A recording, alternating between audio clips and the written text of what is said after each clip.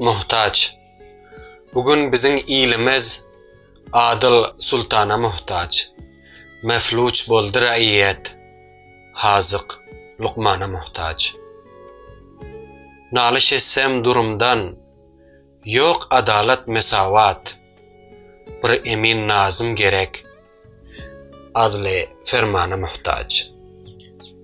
Başlık bolan hakimin qaygısı pul kazanmak, fesat haddinden aştı, bir datsitana muhtaç.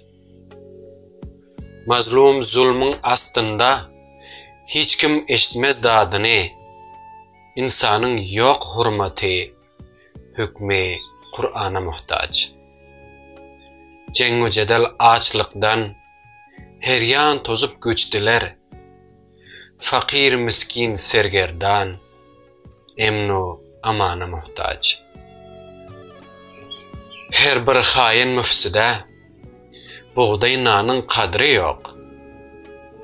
Her bir hain müfside, buğday nanın kadri yok. Garip, fakir, püreyşan, kursarpanana muhtaç. Bu zulmatın sayası durmasın üstümüzde, gün ışığı yayılsın, nuri tabana muhtaç. Her kişinin amali yoldaş bolar özüne, mayıl, püreyşan ilin lütfi rahmana muhtaç.